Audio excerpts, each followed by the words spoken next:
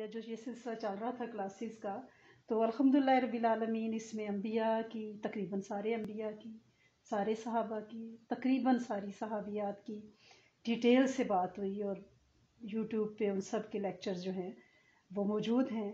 تو یہ کویشچن آیا کہ آپ نے انبیاء کی بات کی، صحابہ صحابیات کی بات کی، لیکن کبھی آپ نے ولیہ کسی کی بات نہیں کی۔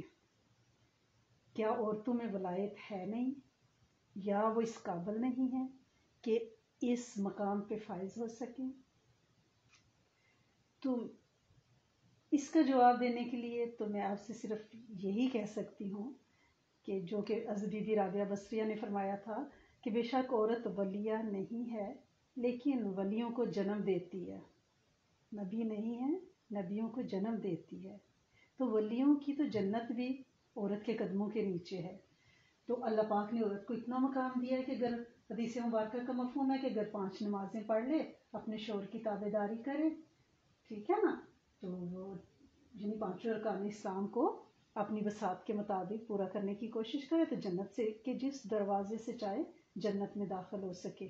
تو آپ لوگوں کا مقام تو بیٹے بہت بڑا ہے، بہت اعلیٰ اور افضل ہے، لیکن میں پھر بھی آپ کی یہ خواہش، میری کوئی مجال اور جرت کہ میں پوری نہ کروں۔ تو آج ہم کامل ولیہ، ام الخیر، تاج النساء، تصوف اور روحانیت کے میدان کی شہسوار قلندر حضرت بی بی رابعہ بصریہ کی ہی بات کریں گے۔ یہ قلندر کے مقام پہ روایات میں آتا ہے فائز تھی، یعنی حضرت لال شہباز قلندر حضرت بو علی قلندر کی پیشرو بنی ہیں۔ اب ان کا پورا نام کیا ہے؟ رابعہ بصریہ بنت اسماعیل ادویہ الکھیسیہ۔ یہ جو ادویہ ہے نا ان کے نام کے آگے، ادویہ، یہ ان کے قبیلے کا نام ہے۔ اور بنت اسماعیل، اس سے آپ سمجھ گئی ہوں گی کہ ان کے والد کا نام محترم اسماعیل ہے تھا۔ اور رابعہ کیوں ان کا نام رکھا گیا؟ کیونکہ ان کی پہلے سے 3 بہنیں تھیں۔ رابعہ تو چوتھی کو کہتے ہیں، عربی میں 4 کو رابعہ تھا، تو یہ رابعہ چوتھی، یعنی 3 بہنیں پہلے تھی، جب چوتھی بیٹی ہوئی تو آپ کے والد نے نام رابعہ رکھا۔ غربت بے شمار، گھر میں کھانے پینے کو کچھ نہیں، فاقہ مستی۔ اب اس پورے حالات زندگی کو دیکھتے ہوئے میں کوشش کروں گی کہ میں کرامات کی زیادہ بات نہ کروں، میں ان کے حالات بیان کروں جو مستند روایات میں ہیں، کیونکہ ہر وہ چیز جو عجیب الخلقت ہو، جو عام حالات میں نہ ہو، روٹین میں نہ ہو، وہ اگر نبی سے، اللہ کی رحمت سے سرزد ہو تو وہ معجزہ ہوتی ہے۔ اللہ کے دوستوں سے، ولایت کے عہدیداروں سے اگر سرزد ہو تو وہ کرامت ہوتی ہے۔ کرامات سے کتابیں بھری ہیں حضرت رابعہ بصریہ کی، لیکن ہمارے سیکھنے کا یہاں یہ ہے کہ ہم یہ دیکھیں کہ اگر ہم یہ چاہتے ہیں کہ ہم کسی بھی روحانیت کے منصب پہ اللہ کی رحمت سے، منصب کیا ہے؟ اللہ کا قرب ہے، ٹھیک ہے، اس ریڈیس میں قریب تر ہو جانا، یہ مقام ہے۔ اس سے کرامت مقصد نہیں ہوتا۔ یا یہ آپ نے اس پورے حالات کو سنتے ہوئے یہ نوٹس کرنا ہے کہ ہمارا یہ خیال ہوتا ہے کہ فلاں بندہ تو بڑا نیک ہے، یہ اس پہ مشکل کیوں آئی؟ یہ مشکلیں، یہ پریشانیاں، یہ زندگی کے سپیڈ بریکر، یہ آپ کی زندگی کے دکھ، یہ آپ کے مسائل، یہ آپ کے ساتھ چلنے والے، آپ کے زندگی کے ساتھی، آپ کے بچے اگر آپ کے لیے ٹیسٹ بنتے ہیں تو وہ اصل میں آپ کو کندن کر رہے ہوتے ہیں، کیونکہ وہاں پہ پھر آپ اپنا ٹیمپرامنٹ چیک کرتے ہیں نا، اور اللہ کے ہاں ٹھوک بجا کے دیکھا جاتا ہے کہ بندہ کس قابل ہے۔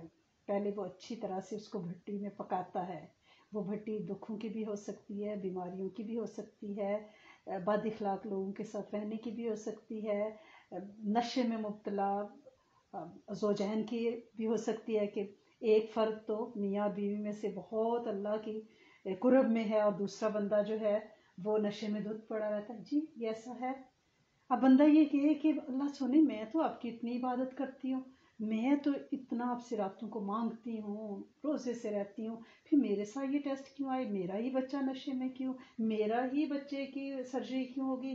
مجھے ہی کینسر خدا نخواستہ ڈائگنوز کیوں ہو گیا. تو یہ جو چیزیں ہیں، یا میرے ہی بچے کو ڈائیورس معاملے سے کیوں بردزماں ہونا پڑا، یا میری ہی بیٹی کو بے اولادی کیوں. تو یہ ٹیسٹ، یہ چیزیں آپ کو قرب خداوندی میں لے جانے کے لیے ہوتی ہیں. اگر اللہ کی کامل ولیہ حضرت رابعہ بصریہ اس حالات سے گزری ہیں، تو جو کہ کلندر تک فائز ہیں، بہت بڑا ایک ڈیزگنیشن ہے. تو ہم چاہتے ہیں کہ ہم اللہ کے قرب میں بھی چلی جائیں، ان کی دوست بھی بن جائیں، اور ہم پہ امتحان بھی کوئی نہ آئے. ہمارے گھر بھی بہت وسیع و رئیس ہوں، ہماری گاڑیاں بھی ایک ایک ایکڑ پہ پھیلی ہوئی ہوں، اور ہمارے ہاں رزق کی بھی فراوانی ہو، ہمارے دوست بھی بڑے شان و شوکت والے ہوں، اور ہمارا علم بھی بہت ہو، ہماری ڈگریاں بھی ہوں، ہمارے بچے بھی بہت زیادہ دنیا اور دین میں آگے بڑھے ہوئے ہوں، لیکن ہم پہ ٹیسٹ کوئی نہ آئے. دیکھیں، یہ جو ٹیسٹ ہے نا، یہ ایکچولی ہمارا اللہ کے ہاں ہمارا وہ معیار بناتے ہیں کہ ہم اس پہ ریئیکٹ کیسے کرتے ہیں. جب ہم پہ مسائل آتے ہیں نا، تو ہمارا اس پہ لہجہ کیا ہوتا ہے. کافی فون مجھے سننے پڑتے ہیں. الحمدللہ رب العالمین، اللہ کا کروڑوں بار میں شکر ادا کرتی ہوں کہ اس قابل مجھے اللہ پاک نے سمجھا کہ میرے کندھے پہ کوئی اپنا سر رکھ کے اپنے آنسو بہانا چاہتا ہے، تو میرے لیے زہ مقدر، زہ نصیب. اللہ کریم ان آنسوؤں کو تولیں، ہیرے موتیوں سے تولیں، اور ان کی اشک شوی کریں، ان کے مسائل حل کریں جو مجھے اس قابل سمجھتے ہیں، اور مجھ سے بات کر کے اپنے دکھ سکھ سناتے ہیں. تو اب یہ سکھ تو خیر نہیں، دکھ ہی سناتے ہیں. جب سکھ آ جاتے ہیں پھر تو کوئی کال ہی نہیں کرتا، اور اس سے مجھے خوشی ہوتی ہے کہ ان کے مسئلے حل ہو گئے الحمدللہ رب العالمین. تو اب یہ ہے کہ اگر امتحان نہیں آئیں گے تو اس وقت اگر امتحان آتا ہے، ہم اس پہ رسپانس کیا کرتے ہیں. رسپانس ہمارا کیا ہوتا ہے؟ ہاں جی باجی اللہ دا شکر ہے، بس دا شکر ہی ہے. یہ تو شکوہ ہے، کھلا کھلا شکوہ ہے. یہ شکر نہیں ہے. شکر دل کی اتھاہ گہرائیوں سے ہے. جب ہمیں کوئی چوٹ لگتی ہے نا، تو ہم کہتے ہیں کہ ہم تو احسان جتانے لگتے ہیں کہ میں نے تو اتنی تسبیحاں پڑھی، میں نے تو فلاں ذکر کیے، میرے ساتھ ایسے نہیں. یہ حضرت بی بی رابعہ بصریہ کو پڑھنے اور پڑھانے کا ایک مقصد یہ بھی ہے کہ ہم، میرے سمیت میں بھی سیکھنے والی ہوں، کہ ہم سیکھیں کہ ہمیں زندگی میں اپنے رویے کیا رکھنے ہیں. 3 بیٹیاں پہلے ہیں، چوتھی ہوئی ہیں، ان کا نام رابعہ رکھا ہے. ایک جو مختلف روایات میں یہ بات قصوں میں بیان کی جاتی ہے کہ آپ لونڈی تھی، آپ لونڈی بالکل نہیں تھی. آپ کا اپنا قول ہے کہ میں حر ہوں، بنی ادویہ سے میرا تعلق ہے. جیسے حضرت یوسف علیہ السلام نعوذ باللہ غلام تو نہیں تھے، کریم ابن کریم تھے، باپ دادا نبی تھے، ٹھیک ہے نا. لیکن ہوا کیا کہ حالات کے تحت، حوادث زمانہ کے تحت بک کے بازار میں، تو انہیں غلام تو نہیں نعوذ باللہ کہہ سکتے نا. بالکل اسی طرح یہ بھی آزاد تھی، حر تھی، لیکن بعد میں حالات زمانہ کے تحت بازار میں بکی، اور لوگوں نے یہ کنسیڈر کیا، بعض ہسٹورین نے، کہ یہ لونڈیاں لونڈی ہرگز نہیں تھی. آپ کی جو تاریخ پیدائش ہے وہ 99 ہجری 717 ہجری، اور آپ کی عمر 86 سال تھی. 185 میں آپ کا وصال ہوا. اس میں بھی آپ کو مختلف ڈیٹس ملیں گی، لیکن جو اپروکسیمیٹلی جس پہ زیادہ مورخین متفق ہیں وہ یہی ان کا پیریڈ بنتا ہے. یہ عراق کے شہر بصرہ میں پیدا ہوئی ہیں. بصرہ کے بارے میں آپ کو پتہ ہے نا، جب ہم نے حضرت عمر فاروق کو پڑھا تھا تو حضرت عمر فاروق نے یہ شہر آباد کیا تھا، بصرہ. اور اس کے پہلے جو گورنر تھے وہ حضرت ابو موسیٰ اشری لگائے تھے. تو یہ جو کوفہ اور بصرہ ہے نا، یہ ساتھ ساتھ ہیں.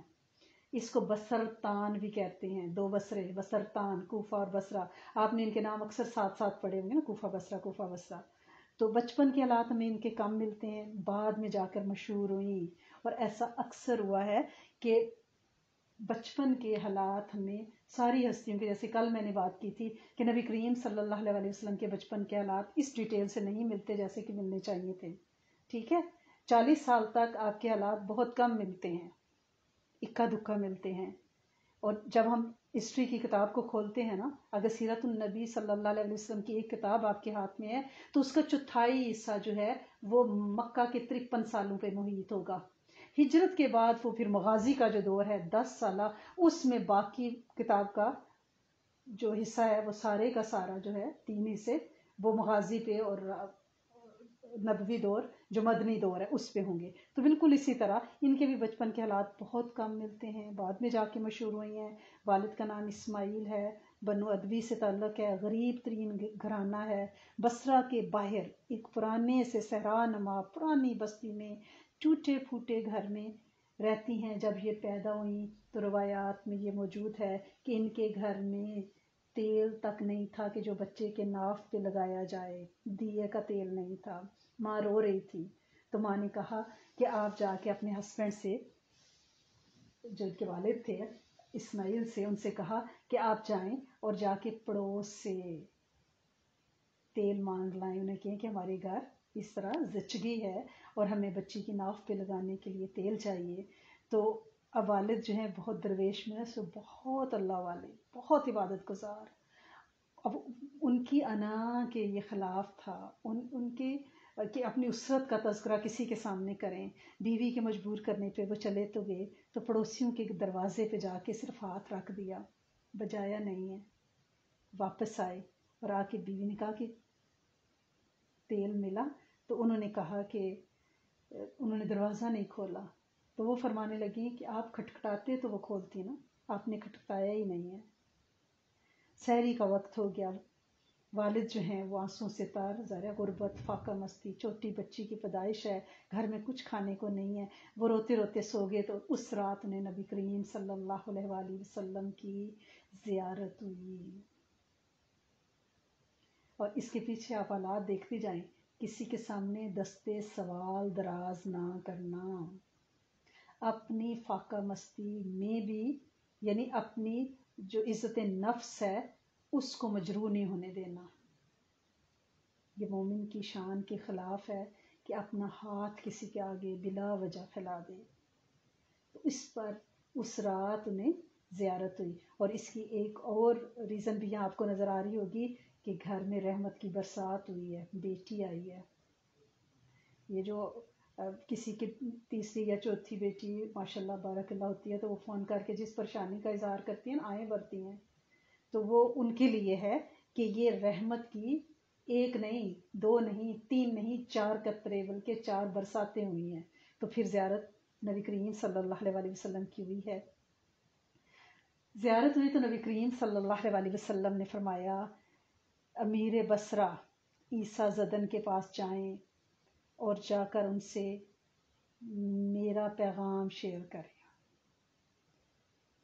تو انہوں نے کہا حضرت اسماعیل نے کہ مجھے کیسے پہچانیں گے وہ، مجھے تو کوئی اندر ہی نہیں گھسنے دے گا دربار میں، یعنی میری جو حالت ہے. تو آپ صلی اللہ علیہ وسلم نے، جب بھی آپ صلی اللہ علیہ وسلم کا نامی آئے تو آپ ضرور درود پڑھا کریں. اور میں نے آپ سے یہ ریکویسٹ کی ہوئی ہے نا کہ پلیز 3 بار صلی اللہ علیہ وآلہ وسلم کہہ لیا کریں. فارغ تو آپ لوگ بیٹھے ہوئے ہیں، کم از کم یہاں سے اٹھیں تو جھولی بھر کے اٹھے نا انشاءاللہ. تو عیسیٰ زدن کے پاس فرمایا کہ جا کے کہنا کہ روزانہ ہر رات آپ مجھ پہ درود شریف بھیجتے ہو، شب جمعہ کو 400 مرتبہ بھیجتے ہو. خاص درود شریف، یعنی درود شریف کی بات چلی ہے تو آج کل لوگوں نے، ہمارے سارے ساتھیوں نے ماشاءاللہ بارک اللہ آلموسٹ 1 کروڑ درود شریف پڑھنے کی نیت کی ہوئی ہے. اور روزانہ وہ صبح شام 1,000 درود شریف پڑھتے ہیں. بعض لوگ صرف 1,000 پڑھتے ہیں. تو ان کے لیے میرا یہ ہے کہ وہ پوچھتے ہیں کون سا درود شریف پڑھیں جو اوریجنل برانڈ. اگر آپ چاہتی ہیں نا، جب آپ چیزوں کی خریداری پہ بات کرتی ہیں تو اوریجنل کے ساتھ جاتی ہیں کہ یہ اوریجنل ہے، میسٹر کاپی، تو پھر درود ابراہیمی ہی ہے. کم از کم ایک تسبیح اس کے بیچ میں ضرور شامل کیا کریں، اوریجنل ساتھ ضرور لگائیں، برانڈ کے ساتھ رہیں، ٹھیک ہے نا. کیونکہ آپ صلی اللہ علیہ وسلم نے درود ابراہیمی خود پڑھا ہے، نماز کے اندر ہے، ہم سب پڑھتے ہیں. تو لہٰذا ضرور کوشش کریں کہ وہ ساری میری بچیاں کہ ایک تسبیح کم از کم درود ابراہیمی کی اس اپنے درود شریف کی گنتی میں روز ضرور ڈالیں. تو نبی کریم صلی اللہ علیہ وسلم نے فرمایا کہ ان سے جا کے کہنا عیسیٰ زدن امیر بصرہ سے کہ آپ 100 مرتبہ درود شریف روز پڑھتے ہو اور شب جمعہ کو 400 مرتبہ پڑھتے ہو. پچھلی رات شب جمعہ تھی، تمہارا درود شریف نہیں پہنچا. نشانی بتائی. اس کا مطلب ہے جو آپ درود شریف پڑھتی ہیں نا وہ پکی سچی بات ہے، اور حدیث مبارکہ میں بھی ہے، پیش کیا جاتا ہے درود شریف، پہنچایا جاتا ہے اور جواب بھی آتا ہے، اور اگر نہ پہنچے تو انتظار بھی ہوتا ہے۔ یہ انتظار ہی تو تھا کہ پچھلی شب جمعہ نہیں پہنچا، دربار جب وہ پہنچے تو دربار نے تو جانے نہیں دیا، بھئی آپ کہاں جا رہے ہو؟ انہوں نے زور زور سے کہنا شروع کیا کہ نبی کریم صلی اللہ علیہ وسلم کا پیغام لے کر آیا ہوں، نبی کریم صلی اللہ علیہ وسلم کا پیغام لے کر آیا ہوں۔ تو عیسیٰ زدن کے کانوں میں یہ آواز محل میں پڑی، تو انہیں کہا آنے دو کہ پیغام کس ہستی کا لایا ہے۔ تو انہوں نے جا کے حضرت بی بی رابعہ بصریہ کے والد اسماعیل نے جا کے نبی کریم صلی اللہ علیہ وآلہ وسلم کا سلام پیش کیا اور خواب بتایا، اور انہوں نے کہا کہ یعنی یہ نشانی ہے کہ آپ یہ عمل کرتے ہیں، آپ کا نہیں پہنچا تو مجھے آپ کے پاس بھیجا گیا ہے۔ تو اس نے تو عیسیٰ زدن نے تو خوشی میں پورے دربار میں لوگوں میں درم دینار بانٹے اور 400 دینار اسماعیل رحمت اللہ کو دیے۔ بیٹی رحمت تھی نا، دیکھو رحمت لے کے آئی ہے۔ وہ گھر آئے، خوشی سے ضرورت کا سامان خریدا، پھر انہوں نے اس سامان سے، اس مال سے تجارت کے لیے تھوڑا بہت سامان خریدا، کیونکہ یہ شہر سے باہر تھے بصرہ سے، تو یہ بصرہ میں بیچنے لگے، گزارا ہونے لگا۔ بیمار پڑ گئے، ٹیسٹ ابھی ختم نہیں نہ ہوئے، بستر پہ پڑ گئے، ایک دن فجر کے وقت ان کا انتقال ہو گیا۔ یہ جو حضرت بی بی رابعہ بصریہ تھی نا، یہ سب سے چھوٹی تھی، اور آپ کو پتہ ہے چھوٹے بچوں سے سب سے زیادہ پیار ہوتا ہے، اس بارے میں تو کوئی دو رائے ہو ہی نہیں سکتی، ٹھیک ہے نا، کہ جو چھوٹا ہوتا ہے نا وہ پوری زندگی چھوٹا ہی رہتا ہے نا، وہ بس لاڈلا ہی ہوتا ہے۔ تو اس سے بہت پیار تھا، اور ہمیشہ یہ ابا کے ساتھ رہتی تھی۔ جب وہ تہجد کے لیے اٹھتے تو یہ رات کو تہجد کے لیے ان کے ساتھ چھوٹی سی اٹھ کے بیٹھ جاتی تھی، ہر نماز میں اپنے ابا کے ساتھ ہوتی تھی، اور 11 سال یہ اپنے ابا کے ساتھ ہر نماز میں ذکر میں ساتھ بیٹھتی رہیں۔ اسی لیے میں آپ سے ہمیشہ ریکویسٹ کرتی ہوں کہ جب بچہ 3 سال کا ہو جائے تو اس سے ساتھ اپنے نمازوں میں، ذکر میں، تسبیحات میں، یہ جو آپ کو گھر میں ذکر کا حلقہ لگانے کا کہا جاتا ہے، یہ جو کہا جاتا ہے کہ ایک نماز روم ایک جگہ بنائیں، چادر بچھائیں، تسبیحات رکھیں، اور اس جگہ پہ بچوں کو لے کے بیٹھیں، ان سے آمین کروائیں، ان سے ذکر کروائیں، انہیں عادت پڑے، کیونکہ یہ پہلے عادت ہی بنے گی پھر عبادت بنے گی۔ جب چھوٹے بچوں کو ہم ساتھ بٹھائیں گے نا تو پھر ان کے لیے یہ ساری چیزیں نئی نہیں ہوں گی، یہ ان کو تھکائیں گی نہیں، اکائیں گی نہیں، بلکہ ان کا دل لگے گا، عادت بن جائے گی ان کی۔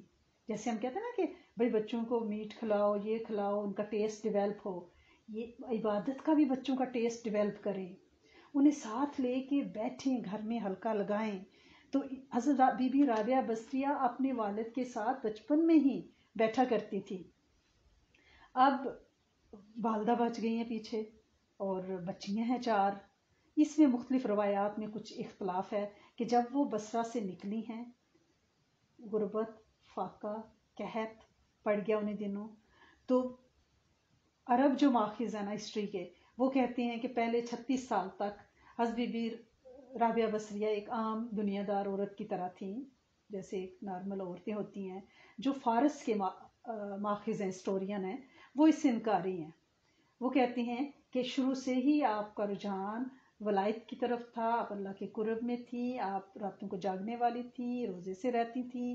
تو بہرحال راستے میں حادثہ پیش آیا، مختلف مورخین نے اسے مختلف طرح سے لکھا ہے کہ والدہ فوت ہو گئیں، والد آلریڈی فوت ہو گئے تھے، بہنیں اغوا ہو گئیں، اور پوری زندگی پھر ان کو نہیں ملی، اور ان کو بھی اغوا کر لیا گیا اور پھر جبرن بیچا جاتا رہا، یعنی یہ غلام نہیں تھی۔ اس قحط کے دوران جب والدہ بیوگی کی حالت میں 4 بچیاں لے کے نکلی ہیں، پھر یہ اغوا ہوئی ہیں، پھر ان کو فروخت کیا گیا ہے، کیونکہ اس سفر میں والدہ کو ایک روایت یہ بھی ہے کہ قتل کر دیا گیا اور بہنوں سمیت انہیں اغوا کیا گیا، پھر یہ بہنیں بھی بچھڑ گئیں، اور ظاہر نفسا نفسی تھی، کسی کو کسی کی کوئی فکر نہیں تھی، قحط پڑا ہوا تھا، ڈاکو جو ہیں وہ آتے اور بچیوں کو اٹھا کے لے جاتے، اور بغداد کے بازار میں بولی لگی۔ اس میں بھی 2 رائے ہیں کہ ایک یہ ہے کہ حضرت بی بی رابعہ بصریہ انتہائی حسین تھی، اور ایک میں ہے کہ آپ بالکل بھی حسین نہیں تھی۔ بہرحال جو شخص بیچ رہا تھا نا، جس ڈاکو نے اغوا کیا تھا، اس نے کہا کہ یہ جو ہیں یہ بہت خوبصورت ہیں، ان کو میں رکھ لیتا ہوں، کسی خاص موقع پہ جب بڑا کوئی بازار لگے گا تو زیادہ پیسوں سے بیچوں گا. وہ اپنے گھر لے آیا, تہ خانے میں ان کو قید کیا. خود وہ اور اس کے ساتھی شراب پیتے تھے اور یہ اپنے تہ خانے میں ہر وقت نماز پڑھتی رہتی. دیکھیں یہاں ایک چیز آپ نوٹس کیجئے گا کہ جو بچہ بچپن سے جس عمل کا عادی ہوگا وہ مشکل وقت میں بھی وہی کرے گا. یہ ان کو پتا تھا مشکل پڑھنی ہے تو رب سے رجوع کرنا ہے. عبادت ان کی گھٹی میں پڑی ہوئی تھی. اب وہ بیچی بکائی جا رہی ہیں, ڈاکوں کے ہتھے چڑھی ہیں, لیکن اس وقت بھی وہ اپنے رب سے رجوع کر رہی ہیں. کیونکہ یہ جو ہم اپنے بچوں کو نماز اور قرآن اور عبادت اور دعا مانگنے کی طرف لگاتے ہیں, ایکچولی ان کا اللہ سے تعارف کراتے ہیں. اللہ سونے کے ہاتھ میں ان کی انگلی دے دیتے ہیں کہ میرے بچے یہ وہ راستہ ہے. جب سارے در بند ہو جاتے ہیں تو یہ در کھلا رہتا ہے. یہ 24 آور ہاٹ لائن سروس ہے, جہاں آپ جب ہاتھ اٹھاؤ گے اسی وقت مدد کو حاضر پاؤ گے. تو وہ اس وقت بھی ان حالات میں بھی اور دعا کر رہے ہیں اللہ مجھ پہ کرم فرما. اب یہ لوگ چڑھتے تھے ڈاکو, وہ انہیں شراب دیتے تھے کہ شراب پیو, پیاسی رکھتے تھے, پانی نہیں, کھانا نہیں. تو وہ کہتی تھی یہ حرام ہے, میں نہیں پیوں گی. گویا جب حلال اور حرام کی تمیز بچپن سے اولاد کو سکھائی ہوئی ہو تو مشکل سے مشکل وقت میں بھی حرام کو ہاتھ نہیں لگائے گا. وہ بھوکی تھی, پیاسی تھی, تو وہ پھر ان کو مارنا شروع کر دیتے. 24 گھنٹے تک ان کا دانا پانی سب بند کر دیا اور پھر کہا کہ اب تو یہ بہت پیاسی ہیں. پھر شراب اور پانی ان کے ہاتھ میں پکڑایا تو انہوں نے شراب کو ہاتھ نہیں لگایا تو اس نے ان کے سامنے پانی کو گرا دیا. تو یہ جیسے پیاسا نہیں پانی کو پکڑتا, ایسے وہ ہاتھ گیلا کرتی اور پھر ظاہر ہے ان کے ہاتھ تو کچھ نہیں آیا. تو وہ روتی تھی کہ اللہ میں کمزور ہوں, میری مدد کر. وہ لوگ رات بھر شراب پیتے رہے, انہیں کوڑوں سے مارا, خون سے نہا گئیں, پھر بھی کھڑی ہوئیں اور دیوار پہ ہاتھ لگا کے تیمم کرنے لگیں. تو ان کی کرامات میں ایک یہی بات بھی ملتی ہے کہ اللہ پاک نے دیوار سے پانی جاری کیا اور انہوں نے وضو فرمایا اور عبادت کے لیے مطمئن کھڑی ہوگی. اتنا مار کھانے کے بعد, بھوک اور پیاس اور کمزوری اور زخمی ہونے کے باوجود, یہ مقام ایسے نہیں ملتے. ہم سب چاہتے ہیں کہ ہم ولایت کے کسی مقام پہ فائز ہو جائیں. خواہش اور دعا کرنے میں کوئی حرج نہیں ہے, لیکن اگر ہم پہ کوئی مشکل آتی ہے تو ہماری چیخیں نکل جاتی ہیں, ہماری برداشت جواب دے جاتی ہے, ہم احتجاج کرنے اٹھ جاتے ہیں. پھر ہمیں ہمارے لاکھوں پڑے ہوئے درود اور تسبیحات یاد آتی ہیں, وظیفے یاد آتے ہیں. ہم نے تو یہ کیا, پھر بھی ہمارے ساتھ یہ ہو گیا. یوں نہیں, یوں نہیں. یہ دیکھیں, انہوں نے تو نہیں کہا کہ میں تو آنکھ کھولتے ہی تیرا ذکر کرنے لگی تو فاقوں نے مجھے نہیں چھوڑا. انہوں نے تو کوئی شکوہ نہیں کیا. ان حالات میں بھی وہ عبادت کے لیے کھڑی ہیں. اب وہ آیا تو اس نے کہا یہ پانی آپ کو کس نے دیا ہے, یہاں کیسے آیا پانی. بہرحال اسے احساس تو ہوا, لیکن جب بندے کی مت وجی ہوتی ہے نا, انی پڑی ہوتی ہے, تو عقل ٹھکانے نہیں ہوتی. وہ پٹاری میں سانپ لے کے آئے وہ ڈاکو, دیکھا کہ نماز انہماک سے پڑھ رہی ہیں, خشوع و خضوع سے ڈوبی ہوئی ہیں. انہوں نے سانپ چھوڑا. ایک عام میں عام نماز کے لیے کھڑے ہوں, ہمارے سامنے چیمٹی بھی آ جائے تو ہماری چیخیں نکلنے لگ جاتی ہیں. کوئی کھڑک ہو تو ہم نماز کا سلام پھیر کے نکل جاتے ہیں کہ پتہ نہیں کیا ہو گیا ہے. یہ نماز ہے, یہ ولیہ کی نماز ہے.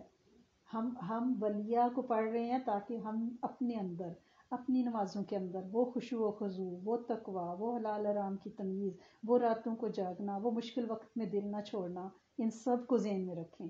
تو انہوں نے جائے نماز پہ سانپ چھوڑا, آپ سجدے میں گئیں, سلام پھیرا, سانپ آرام سے سائڈ پہ ہو گیا. تو اب وہ ہر حربہ اختیار کر رہے ہیں کہ کسی طرح سے, مقصد ان کا یہ تھا, شراب پلانے کی ضد اس لیے تھی کہ وہ آپ کی عزت کو خراب کرنا چاہتے تھے, نعوذ باللہ. رات کو بھی انہوں نے کھانا اچھا بنا کے سامنے رکھا, ساتھ شراب بھی رکھی, لیکن ان کی بچپن کی تربیت تھی. کیونکہ بچپن میں ان کا ایک واقعہ مشہور تھا کہ ایک دفعہ انہوں نے نوالا اپنے ہاتھ میں پکڑا اپنے والد کے سامنے اور رونے لگ گئیں اور چپ ہو گئیں.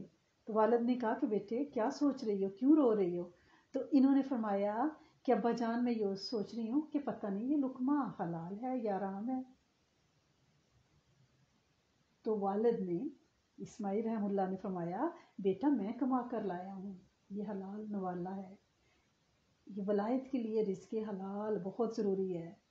ہماری طرح نہیں ہے اوبر ایٹ سے کھانا منگایا اور بس آن لائن لکھا ہوا ہے یہ حلال ہے، چائنیز ریسٹورینٹ ہے حلال ہے، لیکن وہاں پہ کیا ہے، اندر LCBO شراب کی بوتلیں سامنے شیلف پہ پڑی ہوئی ہیں، اور ہم وہاں سے کھانا منگاتے اور کھاتے ہیں، اور پھر ہم کہتے ہیں ہماری دعائیں قبول نہیں ہوتی، ہمارے لاکھوں کے ذکر کسی پاسے نہیں لگے، ہمارے بچے ایسے ہو گئے، کیونکہ ہم نے لقموں کی تمیز نہیں کی، ہم نے اپنے ہاتھ سے بچے کو پکا کے کھلایا نہیں ہے، ہم باہر کا کھانا بے دھڑک کھا لیتے ہیں۔ جس نورانیت کا لقمہ ہمارے اندر جائے گا نا، اسی روحانیت اور تصوف کی منزلیں ہمیں طے کرائے گا، کیونکہ جو نوالا ہے اس سے ہماری باڈی کے سیلز بنتے ہیں، کھانے سے ہمارا وجود، یا ہم کہتے ہیں بچہ بڑا ہو رہا ہے، کھانے سے بڑا ہو رہا ہے، کھانا کھلایا جا رہا ہے، وہ گرو ہو رہا ہے۔ یہ جو ہماری گروتھ ہے نا، وہ رزق سے ہوتی ہے، اور رزق سے اگر جسم حرام سے پلا ہوا ہے تو پھر اس کی دعائیں کیسے قبول ہو سکتی ہیں؟ اس پہ پہنا ہوا کپڑا رزق حلال سے نہیں بنا، دعائیں کیسے قبول ہوں گی؟ لہٰذا کوشش کریں پلیز، ذکر کرتے ہوئے اپنے بچوں کو پاک طاہر طیب کھلائیں، اور پکاتے ہوئے دعا کریں کہ میرے مالک یہ لقمہ جس کے اندر جائے اس کے اندر نور اتر جائے، کلمہ اتر جائے، تیرا عشق، تیرے حبیب کا عشق اتر جائے انشاءاللہ۔ تو جب ان کے سامنے وہ کھانا پیش کیا تو وہ روتے روتے بے ہوش ہو گئیں۔ انہوں نے آپ کو بہت مارا، جلتی ہوئی لکڑیوں سے، ہر طرح سے، لیکن انہوں نے نوٹس کیا کہ جو ہی ہم جلتی ہوئی لکڑیاں آپ کے پاس لاتے ہیں تو لکڑیاں بجھ جاتی ہیں، اور انہوں نے آپس میں طے کیا کہ اس کو تو جلدی سے بیچو، یہ تو لگتا ہے ہمیں بھی مروائے گی نا، یہ تو نہ نماز چھوڑتی ہے، جتنا ظلم کرتے ہیں، تو لہٰذا جان چھڑاؤ نا۔ انہیں پتہ چلا کہ شی از سم تھنگ۔ تو بہرحال بازار میں لونڈیاں بیچنے کا جو اس وقت رواج تھا، وہ اب سن کے آپ کی روح کانپ اٹھے گی۔ اگر کسی کو اس وقت وہ مس ورلڈ جو بنتی ہے نا، اس کی سلیکشن کا پروسیجر پتہ ہے نا، تو اس کی روح نہیں کانپے گی۔ وہی کچھ اب بھی ہوتا ہے، یہ جو مس ورلڈ بننے کا جو ڈرامہ ہوتا ہے نا دنیا میں، نعوذ باللہ، اس وقت آپ الحمدللہ الذی عافانی مما ابتلاک بہ وفضلانی علی کثیر ممن خلق تفضیلا پڑھیں کہ اللہ کریم ہماری نسلوں کو بھی ان ساری چیزوں سے بچائے۔ تو بازار میں لونڈیوں کے کپڑے اتار کر بیچا جاتا تھا تاکہ ان کا پورا حسن لوگوں کو لبھائے اور زیادہ سے زیادہ مال ملے۔ تو آپ کی جب چادر کھینچی گئی تو آپ رو پڑی، اور وہ آپ کے کپڑے نوچ رہے تھے، تو ایک شخص گزر رہا تھا بس وہاں سے جس کا نام حسن تھا، وہ شہر کا امیر ترین آدمی تھا۔ اس نے آواز سنی تو وہ اس طرف پلٹا۔ اصل میں یہ جو کہانی بیان کی جاتی ہے بڑے مستند ذرائع سے، یہ کہانی ہے حسن اور حماد کے بارے میں۔ یہ دو شخص تھے جن کی آپس میں دشمنی تھی۔ حماد اس حسن کو مروانا چاہتا تھا۔ یہ امراء بصرہ میں سے تھے، بغداد میں سے تھے، اور ایک دفعہ رابعہ بصری جب بصرہ میں ہی تھیں تو وہاں پہ آپ گزر رہی تھی، تو آپ نے حماد کو اپنے ساتھیوں کے ساتھ بصرہ میں یہ بات کرتے دیکھا تھا کہ حسن اس راستے سے گزرے گا، لہٰذا جب یہ یہاں پہنچے تو اس کے اوپر اس طرح سے وار کرنا۔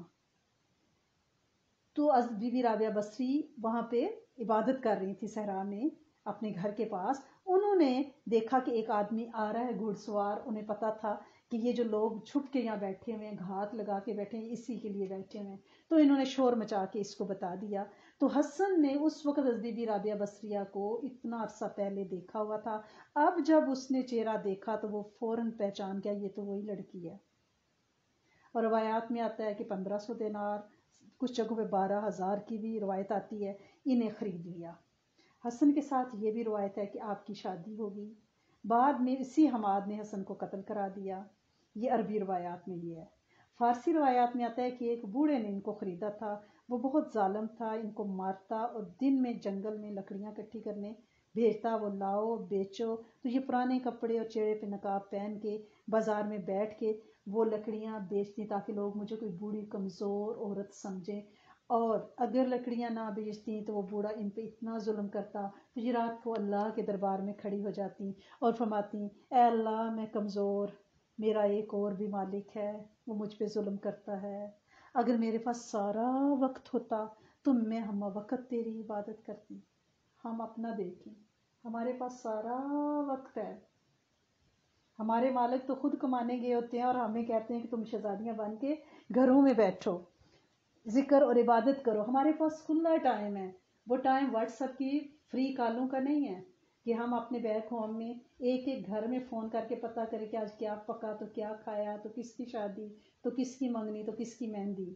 یہ اس ٹائم اس وقت اس چیز کے لیے نہیں ہے۔ حضرت رابعہ بصری کی بات آپ نے سنی، اگر میرے پاس سارا وقت ہوتا تو ہم وقت تیری عبادت کرتی۔ یہ ہمارے لیے بھی ہے، اگر ہم تصوف کی کوئی سیڑھی چڑھنا چاہتے ہیں تو یہ چیز ہمارے بالکل ہمارے دلوں پہ اثر کر جانی چاہیے۔ اس بوڑھے کے پاس بھی آپ کی عزت محفوظ رہی۔ ایک رات اس بوڑھے نے ایک مربے کا مرتبان منگوایا، آپ تھکی ہوئی تھی، وہ گرا ٹوٹا، اس نے آپ پہ اتنا ظلم کیا کہ آپ کے کمرے کے چراغ بجھا دیے اور کہا کہ آج کے بعد تمہارے کمرے میں کوئی چراغ نہیں، کوئی کھانا نہیں ہے، یعنی سزا دی۔ آپ رات کو اندھیرے میں اٹھی اور نماز کے لیے کھڑی ہو گئی۔ آج ہمارا ذرا اے سی بروک ڈاؤن ہو یا کچھ ہمارا ہیٹنگ نہ ہو گھر کی تو ہمارا کیا حال ہو جاتا ہے۔ ہم نماز کے لیے کھڑے ہوتے ہیں، ہم تو کہتے ہیں ٹھہر رہے ہیں، ٹھنڈا پانی ہے، ہم وضو کیسے کریں، انتظار کر رہے ہیں جب فکس ہوگا تو۔ ان کو دیکھیں، ولایت کی ساری کڑیاں آپ کے سامنے آ جانی چاہیے کہ کتنی قیمت دینی پڑتی ہے۔ رات کو بابے کو پیاس لگی تو اس نے دیکھا وہاں تو سارے چراغ جل رہے ہیں۔ اس نے کہا میں نے تو دیے بند کیے تھے، دیکھا تو وہاں تو روشنی ہی روشنی ہے۔ آج بھی اگر آپ بی بی رابعہ بصری کا ایک جو کنسیپٹ ہے، میرے شیخ، میرے استاد حضرت سید سرفراز شاہ صاحب کا، اگر آپ www.qalandar.org پہ جائیں تو انہوں نے وہ اس کو حضرت بی بی رابعہ بصری کے کنسیپٹ کو اپنی ویب سائٹ پہ لگایا ہوا ہے کہ ایک روشن دان ہے، روزن ہے، اس میں سے روشنی آ رہی ہے، ایک جائے نماز اور ایک مٹی کا پیالہ ہے، یہ ان کی کل متاع تھی۔ تو وہ بابا ہاتھ جوڑ کے معافی مانگنے لگ گیا اور اس نے کہا کہ آپ مجھے معاف کر دیں۔ نے کہا میں نے تمہیں معاف کیا، اس نے آزاد کر دیا۔ آپ نے کہا کہ مجھے واپس جانے دو بغداد سے۔ پھر آپ بصرہ چلی گئی جہاں آپ کا بچپن گزرا تھا، وہی گھر جو کھنڈر بن چکا تھا، وہ جو جگہ ہے نا، وہ اب یعنی ایک عبادت گاہ بن گئی۔ سوری، سہرا اور وہ حجرہ اب یہ مشہور کیسے ہو گئی؟ سوری، کہ اس پوری ہسٹری میں جو ہم نے پڑھی ہے، اس میں ہمیں ان کی مشہوری کو تو کوئی چیز ہی نہیں ملتی، بے نشان۔ تو آج جو ہم ان کا بیٹھ کے یہاں تذکرہ کر رہے ہیں، یہ 13 صدیوں کے بعد کس چیز نے ان کو یاد دی؟ سب سے پہلے تو اللہ کا فضل۔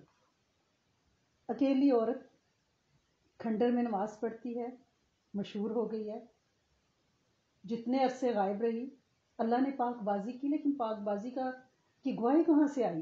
ہمارے ہاں خدا نخواستہ، نعوذ باللہ ثم نعوذ باللہ، حاکم بدین کوئی اگر بچی گھر سے غائب ہوتی ہے تو جتنے دن وہ غائب رہتی ہے وہ زندگی بھر اس کی زندگی کی تاریخ میں وہ دھبا رہتا ہے کہ وہ پروو کرے کہ وہ پاک باز ہے۔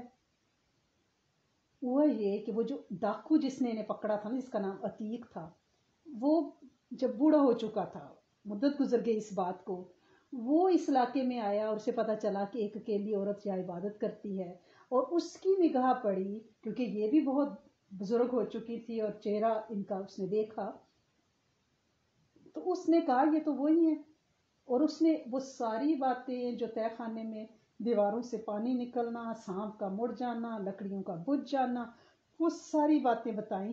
ایک وجہ یہ ان کی شہرت کی بنی، اس علاقے میں دھوم پڑ گئی، اور یہ پھر حضرت بی بی رابعہ بصریہ کے پاس بھی گیا اور اس نے کہا کہ مجھے معاف کر دے، میں وہی ڈاکو ہوں۔ پھر اس نے وہاں ہی شہرت پائی، پبلسٹی گویا اللہ کروا رہے ہیں، یہ ڈاکو وہاں ہی رہا، اور ہر آنے جانے والوں کو، کیونکہ ان کی جو گھر تھا نا وہ مرجع خلائق بن چکا ہے، مدرسہ بن چکا ہے، لوگ توبہ کے لیے آ رہے ہیں، دعا کے لیے آ رہے ہیں، علم کے لیے آ رہے ہیں، عبادات کے لیے آ رہے ہیں، خانگاہ بن گئی ہے، ٹھیک ہے نا۔ یعنی اللہ پاک نے جس طرح حضرت یوسف علیہ السلام جب قید سے نکلے تو انہی عورتوں نے خود بتا دیا کہ یہ تو کریم ہیں، پاک ہیں، ہمارا ہی قصور تھا، ٹھیک ہے نا۔ تو اس نے خود ہی ڈاکو نے بتا دیا کہ ہم ہی گناہ گار تھے، ہم نے ہی انہیں اغوا کیا، اور ان کی عزت جو ہے اللہ پاک نے بچا کے رکھی۔ خلیفہ ہارون رشید تک ان کی شہرت پہنچی، تو انہوں نے زیاد بن طاہر جو امیر نجری تھا اس کو بھیجا یہ کہ بھائی آپ جو ہیں جا کے حضرت بی بی رابعہ بصریہ کو ہدیے دیں اور ان کو بہت سمال و سباب اس نے بھیجا، اور خلیفہ ہارون رشید کے دربار تک ایک ولیہ کی شہرت جو ہے وہ پہنچ گئی، اور جتنے ہدیے وہاں سے آئے انہوں نے وہ تمام ہدیات ایک چور کو دیے۔ اس کے بارے میں بھی ایک بڑی مشہور روایت ہے کہ ایک چور نے رات کو، بعض لوگ اس کو چور بتاتے ہیں اور بعض یہ بتاتے ہیں کہ یہ وہ شخص تھا، یہ نوجوان تھا جس کو حضرت بی بی رابعہ بصریہ سے تھا کہ میں ان سے نکاح کر لوں، اور وہ ایک رات ان کے گھر کے دروازے کھلے ہوئے تھے، اندر گیا، روشنی تھی، سارے لوگ آتے جاتے رہتے تھے دعا کے لیے، تو چھت سے ذکر کی آواز آ رہی تھی، یہ اوپر گیا تو جب آپ نے اسلام پھیرا، اس پہ نگاہ ڈالی تو اس کا زبان شل ہو گئی تھی، پھر اس نے بعد میں توبہ کی۔ وہ ولی کی نگاہ میں کہتے ہیں نا کہ تاثیر، خیر اسے کوئی مانے یا نہ مانے یہ مختلف ایک معاملہ ہے، آج کل ولی بھی تو بڑے ہر طرح کے آ گئے ہیں نا مارکیٹ میں، تو بہرحال ولی کامل کی ہم بات کر رہے ہیں۔ تو جتنے ہدایہ خلیفہ ہارون رشید نے بھیجے تھے وہ سب آپ نے اس کو دے دیے، جس نے توبہ کی تھی اس نوجوان نے، تو اس کو دے دیے۔ یہ چیز بھی شہرت کا باعث بنی، وہ جس کو ہدایات ملے تھے نا اس نے بھی وہاں ہی ڈیرا جما لیا، اور وہ ہر ایک کو بتاتا کہ آپ اتنی بڑی اللہ کی ولی ہے، میں نے ان کے گھر سے اس طرح نور نکلتے دیکھا ہے، گویا گھر خانقاہ بنا ہوا ہے، علماء بھی یہاں آتے ہیں، مرجع خلائق ہے، کوئی دم کرانے آتا ہے، کوئی مسئلہ پوچھنے آتا ہے، کوئی تصوف سیکھنے آتا ہے، کوئی عبادت کے لیے آتا ہے، کوئی فلسفہ عبادت سمجھنا چاہتا ہے، کوئی عشق رب، کوئی کچھ۔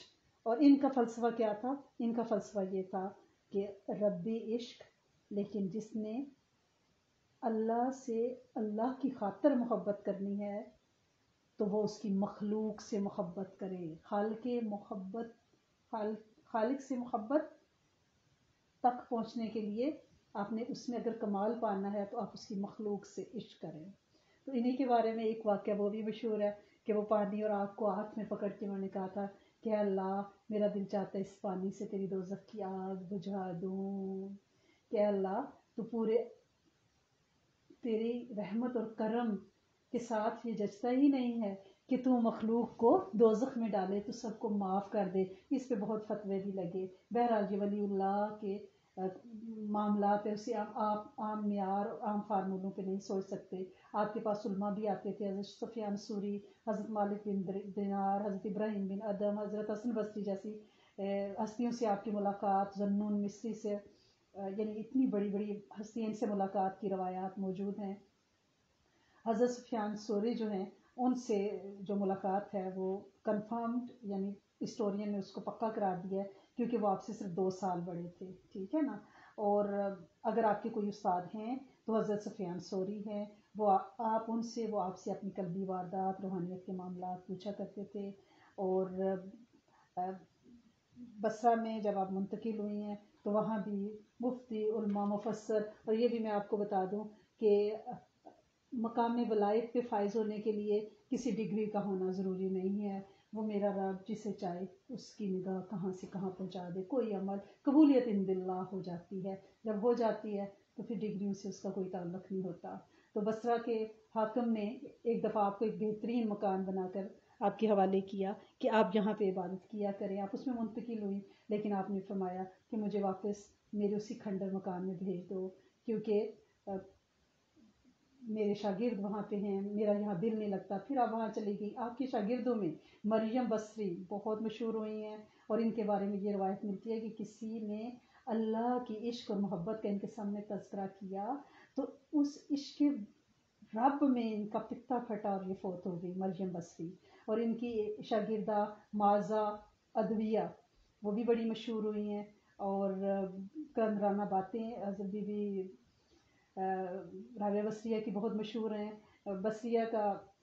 بصرہ کا امیر ایک دفعہ سونے کا بھرا ہوا صندوق آپ کے پاس لایا اور کہا کہ آپ مجھ سے شادی کر لیں، تو انہوں نے کہا کہ سنو، عقد اور نکاح کے لیے وجود ہونا ضروری ہے، میں تو اب سایہ ہی سایہ ہوں، اور میں 2 مالکوں کی نوکری نہیں کر سکتی، کمزور ہوں، ایک ہی مالک کی خدمت اور نوکری اور عبادت کر سکتی ہوں۔ ایک شخص نے کہا دنیا بڑی بری ہے۔ آپ نے فرمایا لگتا ہے تجھے دنیا سے پیار ہے، میں نے کبھی شیطان کی برائی اور کبھی تذکرہ نہیں کیا، مجھے رحمان کی باتوں سے ہی فرصت نہیں ہے۔ کسی نے ان سے کہا کہ عورت بڑی ناقص العقل ہے۔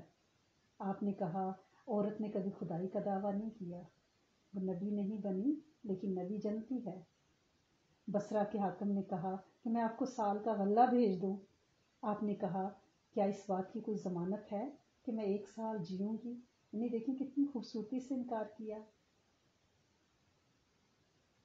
بصرہ پر ایک دفعہ حملہ ہوا، لوگ بھاگ کر آپ کی خانقاہ میں پناہ لینے آ گئے۔ آپ نے کہا یہاں کیا لینے آئے ہو؟ جاؤ لڑو، میرے پاس کیا لینے آئے ہو؟ پھر وہ لوگ گئے، قوت سے لڑے اور انہیں فتح ہوئی۔ اور آخری ایام میں ان کے بارے میں روایت آتی ہے کہ انہوں نے فرمایا کہ میرا موٹا کمبل میرے اوپر اوڑا رہنے دو، سب لوگ کمرے سے باہر چلے جاؤ، اور کلمے کی اونچی اونچی آواز آنے لگی اور آپ اس دنیا سے رخصت ہو گئی۔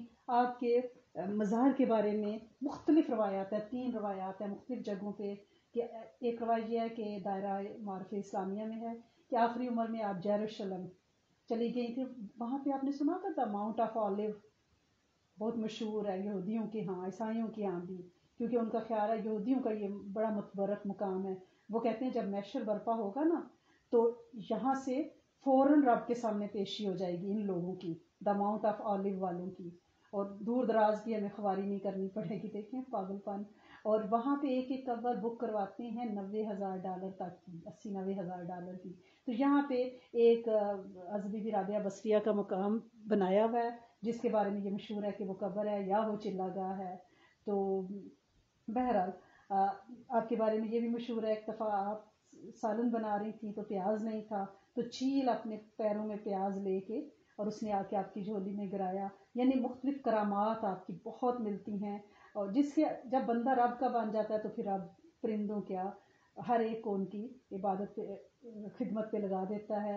اور ان کے بارے میں یہ بھی آتا ہے کہ اللہ کے ولی، کسی مرد ولی نے اس میں حضرت خواجہ حسن بصری کا نام بھی آتا ہے، واللہ اعلم بالصواب، کہ انہوں نے کہا کہ آؤ پانی پہ مسلح بچھا کے نماز پڑھتے ہیں، تو انہوں نے فرمایا کہ نہیں، ہوا میں بچھائیں، پانی میں تو لوگوں کے سامنے تکبر آئے گا۔ اور پھر خود ہی فرمایا کہ پانی پہ تو مچھلیاں بھی مسلح بچھاتی ہیں اور فضا میں تو مکھیاں بھی تیر لیتی ہیں، اس میں کوئی بڑا پن تو نہیں ہے۔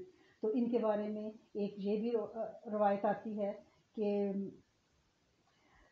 ایک نوجوان کا واقعہ بھی آتا ہے، اس میں میں نہیں جاؤں گی۔ یہ آتا ہے کہ آپ دن رات میں 24 گھنٹوں میں 1000 نوافل پڑھا کرتی تھیں، کئی کی روزے رکھتی تھیں، اور وہ فرمایا کرتی تھی تیرا سب سے اچھا تحفہ جو میرے دل میں ہے وہ تجھ سے رب ملنے کی امید ہے، میری زبان سے سب سے میٹھا لفظ حمد و ثنا، اور میرے لمحات میں وہ لمحے سب سے افضل ہیں جب میں تجھ سے ملتی ہوں، تیری یاد کے بعد بغیر میں زندہ نہیں رہ سکتی، دوسری دنیا میں تیرے دیدار کے بغیر زندہ کیسے رہوں گی۔ ٹھیک ہے نا۔ تو ان کا قبر میں منکر نکیر سے مکالمہ بھی بڑا مشہور ہے کہ تم نے کیا سمجھ لیا کہ میں 4 ہاتھ زمین کے نیچے آئی ہوں تو میں بھول جاؤں گی میرا رب کون ہے۔ بہرحال اللہ پاک ان کی قبر کو انشاءاللہ نور سے بھرے۔ آج ہمارے ساتھ سسٹر عابدہ شیخ ہیں، ہم ان کے مشکور ہیں، وہ انشاءاللہ دعا کرائیں گی۔ اللہ کریم انہیں بھی آپ سب کو بھی اجر عظیم عطا فرمائے۔ جی عابدہ جی۔ السلام علیکم ورحمۃ اللہ وبرکاتہ۔ وعلیکم السلام ورحمۃ اللہ وبرکاتہ و مغفراتہ۔ جی میں سب سے پہلے تو آپ کا شکریہ ادا کرتی ہوں، الحمدللہ اتنا پیارا لیکچر، اتنی اچھی باتیں، الحمدللہ حضرت رابعہ بصری کے بارے میں اللہ تعالیٰ ہم سب کو بھی ویسا بننے کی توفیق عطا فرمائے، اور اللہ تعالیٰ ہمیں توفیق دیں کہ ہم ویسے عمل کر سکیں، اتنے پارسا، اتنی ماشاءاللہ سے ہر عبادت کرنے والے، اللہ تعالیٰ ہمیں ان کی تاثیر دیں اور ہم بھی ویسے عمل کر سکیں، اپنے بچوں میں، اپنی اولادوں میں انشاءاللہ کر سکیں انشاءاللہ۔ آمین آمین سب سے انشاءاللہ۔ پہلے دعا جو ہے الحمدللہ، دعا تو ہر وقت وہی کہا ہے نا، چلتے پھرتے اٹھتے بیٹھتے ہر وقت ہر ہماری زبان پر ذکر جو ہے وہی ہماری دعا ہوتی ہے، اور ہر انسان کی دعا اپنے دل سے جو نکلتی ہے بس وہی دعائیں ہیں۔ اجتماعی دعا میں چونکہ بہت زیادہ اجر رکھا گیا ہے تو اس لیے الحمدللہ اللہ تعالیٰ ہمیں توفیق دے کہ ہم کر سکیں اللہ تعالیٰ کا ذکر اسی طرح سے جیسے اسے پسند ہے۔ تو سب ایک دفعہ درود ابراہیمی پڑھ لیتے ہیں۔ اللہم صلی علی محمد وعلی آل محمد کما صلیت علی ابراہیم وعلی آل ابراہیم إنك حميد مجيد اللهم بارك على محمد وعلى آل محمد كما باركت على إبراهيم وعلى آل إبراهيم إنك حميد مجيد. اللہ تعالیٰ کی سب سے پہلے شکر گزار ہوں. الحمدللہ رب العالمین، الحمدللہ الذی لہ ما فی السماوات وما فی الارض وَلَهُ الْحَمْدُ فِي الْآخِرَةِ وَهُوَ الْحَكِيمُ الْخَبِيرُ. تمام تعریف اللہ ہی کے لیے ہے، اسی کے لیے ہے جو آسمانوں میں ہے اور جو زمین میں ہے، اور آخرت میں بھی اسی کے لیے تعریف ہے، اس حال میں کہ وہ بہت حکمت والا، بہت خبر رکھنے والا ہے. بے شک اللہ تعالیٰ کی تعریف سے ہی ہم دعا کا آغاز کرتے ہیں. فَلِلَّهِ الْحَمْدُ رَبِّ السَّمَاوَاتِ وَرَبِّ الْأَرْضِ وَرَبِّ الْعَالَمِينَ وَلَهُ الْكِبْرِيَاءُ فِي السَّمَاوَاتِ وَالْأَرْضِ وَهُوَ الْعَزِيزُ الْحَكِيمُ. الحمد للہ عدد ما خلق، الحمد للہ ملء ما خلق، الحمد للہ عدد ما فی السماوات وما فی الارض، الحمد للہ عدد ما احصا کتابہ والحمد للہ علی ما احصا کتابہ والحمد للہ عدد کل شیء والحمد للہ ملء کل شیء. میں اللہ کی تعریف کرتی ہوں اس کی مخلوق کی گنتی کے برابر. میں اللہ کی تعریف کرتی ہوں جس سے اس کی مخلوقات بھر جائیں. میں اللہ کی تعریف کرتی ہوں ان چیزوں کی گنتی کے برابر جو زمین و آسمان میں ہیں. میں اللہ کی تعریف کرتی ہوں ان چیزوں کی گنتی کے برابر جنہیں اس کی کتاب نے شمار کیا. اور میں اللہ کی تعریف کرتی ہوں اس پر جو اس کی کتاب نے شمار کیا. اور میں اللہ تعالیٰ کی تعریف کرتی ہوں ہر چیز کی گنتی کے برابر. اور میں اللہ کی تعریف کرتی ہوں جس سے ہر چیز بھر جائے.